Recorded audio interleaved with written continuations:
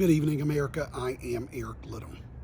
It's the 4th day of December 2020. It is day 1415 of the Trump administration, leaving just 47 days to Joe Biden's inauguration. It has now been 31 days since the election and 27 days since it was called for Joe Biden. I'm near my home in Southern California this evening, and this is the plain truth.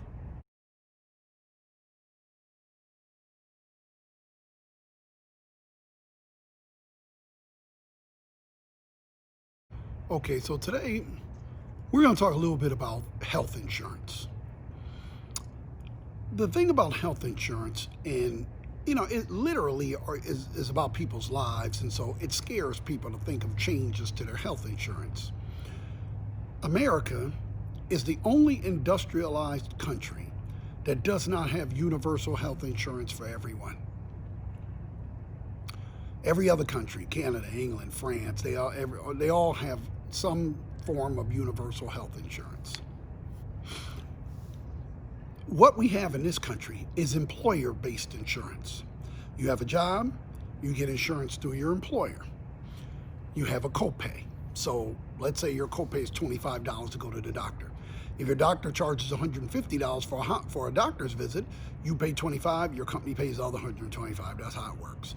And then you have, it's 80-20 on surgeries and things like that. The problem with these employer-based plans is what happens when you lose your job.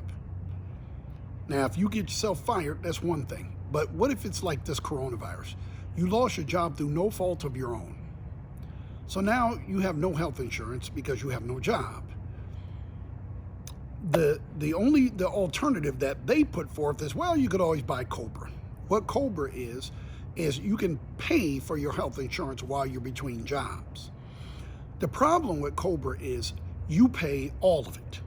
In other words, through an employer-based plan, let's say you get $125 taken out of your check per week. So you're paying $250 a month, and your employer's paying the rest. So your employer goes out of business because of COVID. So now, COBRA people will then send you a packet saying that, okay, you could stay with the health insurance you have now and buy what's called COBRA, which is basically you're paying the whole thing, which begs the question. If I was barely making ends meet while I'm paying $250 a month for insurance coverage and I had a job, what makes you think I can pay $1,000 a month when I don't have a job? And I don't have a job, or you wouldn't be sending me the COBRA package. It's one of the silliest things we do in this country. A lot of people are afraid of universal health insurance.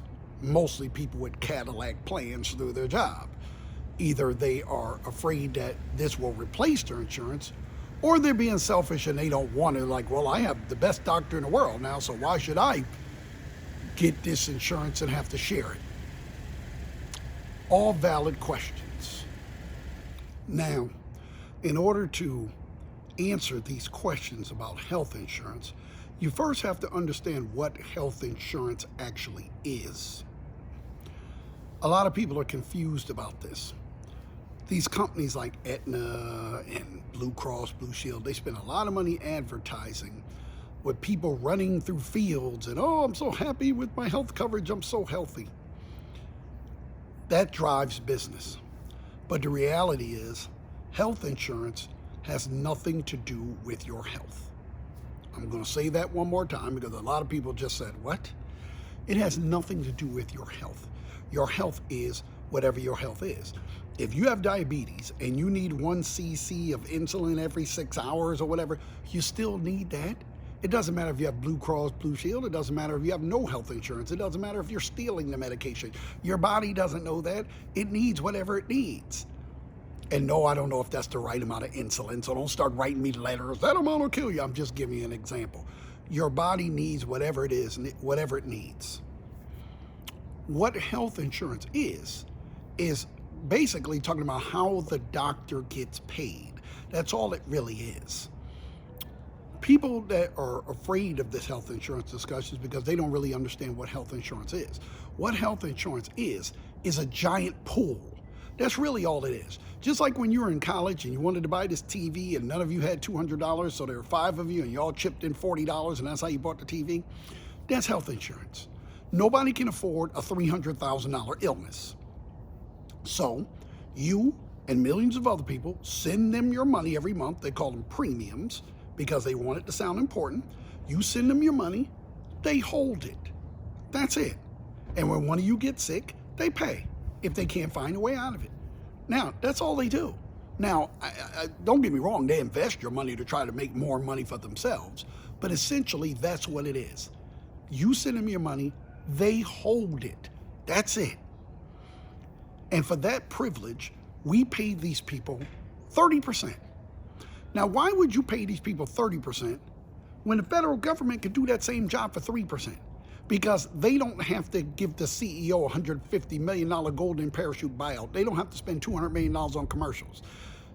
They could do the same thing. All you need is a regular G13 government employee that can run the paperwork and talk to the doctor and see what it costs and cut the check.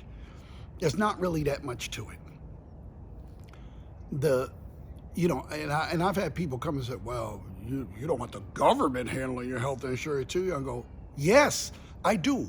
The government. You mean the same people that take a letter out of my hands in Los Angeles and on Monday and deliver it to my daughter in Philadelphia on Friday for 55 cents? You mean those people? Yes. Try sending a letter any other way other than the post office and it'll cost you $12 to $15. They don't have a profit motive. So yes, that would be fine. The same way every other country does it.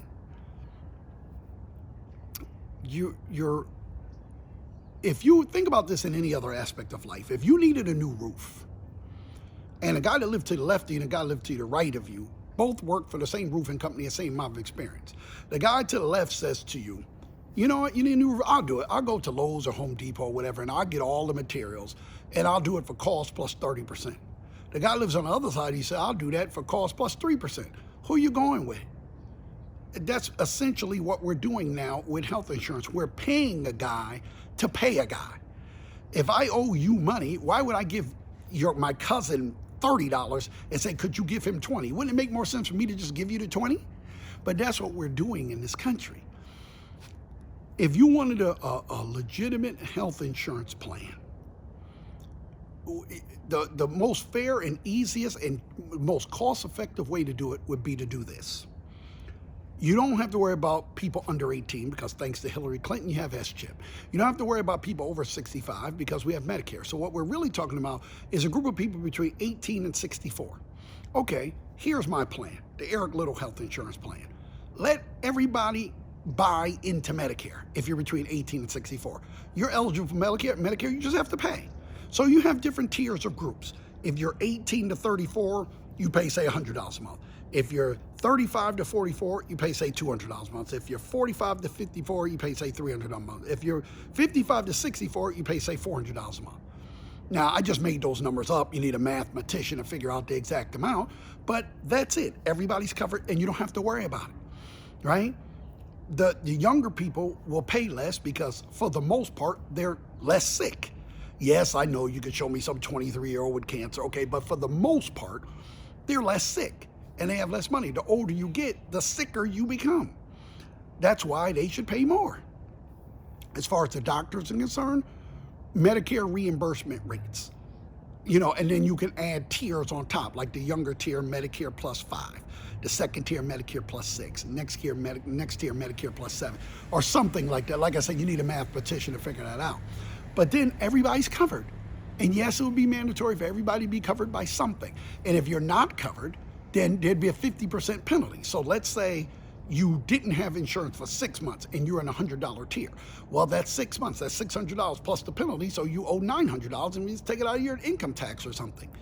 Problem solved. Everybody's covered. And if you're happy with your employer-based plan, then you stay with that. Now, remember, I'm talking about basic medical insurance, medical coverage for colonoscopies, breast cancer screenings, basic stuff that should be taken care of. I'm not talking about, if you want bigger breasts or you want your lips poutier or something, that's on you. We're talking about basic medical procedures. basic medical stuff. You're sick, go to the doctor, you give you some medication, you get on with your life.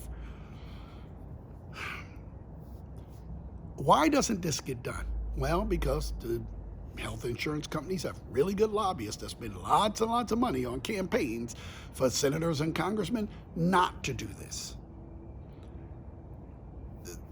The problem with that is we are a more sickly society, and things like coronavirus take out more of us because we have more comorbidities, we're more obese, we have, instead of looking at ways to reduce weight, ways to make us generally healthier, it wouldn't have taken out as many of us. Now, don't get me wrong. This bumbling fool we have as a president at the top that doesn't encourage people to wear masks and goes around maskless and tells people don't worry about the coronavirus is the biggest culprit. But these comorbidities aren't helping. And that is the plain truth, as I see it. And I am Eric Little. Good night and have a great weekend.